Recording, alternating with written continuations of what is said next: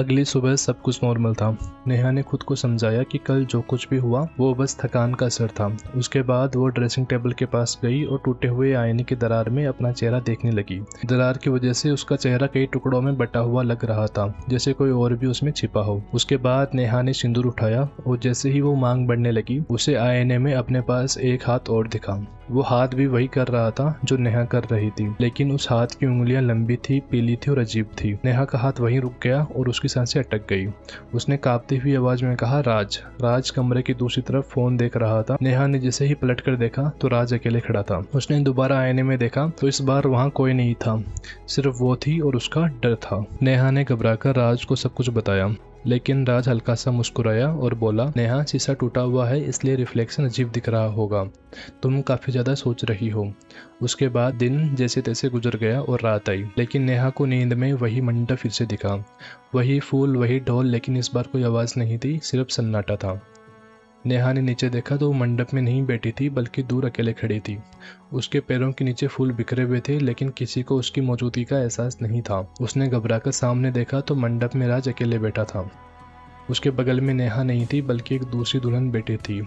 लाल जोड़ा, लंबा घूंघट और जमीन को छूते हुए बाल। राज बिल्कुल शांत था, जैसे सब कुछ सामान्य हो। पंडित जी मंत्र पढ़ रहे थे, लेकिन उनकी आवाज़ नहीं आ रही थी। उसके बाद नेहा चिल्लाई, राज, लेकिन उसकी आवाज़ हवा में घुल गई। राज ने उसकी तरफ देखा तक नहीं। दुल्हन ने धीरे धीरे अपना सिर उठाया। घूंघट के अंदर से चेहरा साफ नहीं था, बस काली आंखें और होठों पे हल्की मुस्कान। राज ने अपने हाथों से उसकी मांग भर दी।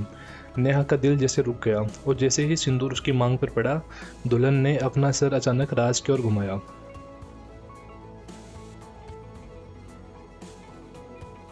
उसी पल सारे फूल काले पड़ गए, ढोल अपने आप बजने लग गए और राज की आंखें पूरी तरीके से सफ़ेद हो गई। नेहा चीखते हुए उठी। उसका शरीर पसीने से भीगा हुआ था, दिल तेजी से धड़क रहा था। उसने खुद को समझाया कि यह सिर्फ एक सपना है। उसे प्यास लगी हुई थी तो पानी पीने के लिए किचन की तरफ गई और जैसे ही वो आईने के पास पहुंची, उसकी सांसें रुक गई। उसकी मांग से सिंदूर मिटा हुआ था और वहाँ पे साफ उंगलियों के निशान थे। इस बार यह सपना नहीं था, तो उसने तुरंत राज को जगाया। राज ने उसकी मांग देखी और इस बार राज मुस्कुराया नहीं, बल्कि उसने धीरे से बोला कि शायद नींद में तुम्हारा हाथ लग गया होगा। इसके बाद नेहा रो पड़ी और बोली, नहीं राज, ये मेरे हाथ के निशान नहीं है, यहाँ पे कोई और है। राज ने उसे शांत करने की कोशिश की और बोला कि तुम काफ़ी स्ट्रेस में हो, चलो हम कहीं वेकेशन पे चलते हैं, कुछ दिन बाहर रहेंगे तो सब ठीक हो जाएगा। नेहा को थोड़ी राहत महसूस हुई। उसे लगा कि शायद घर से दूर रहेंगे तो ये सब खत्म हो जाएगा। दोनों ने जल्दी जल्दी पैकिंग की और घर से निकल गए। राज को लगा सब ठीक है, नेहा को लगा कुछ तो गलत है। लेकिन सच तो ये है कि उस घर में एक नहीं बल्कि दो दुल्हन थी।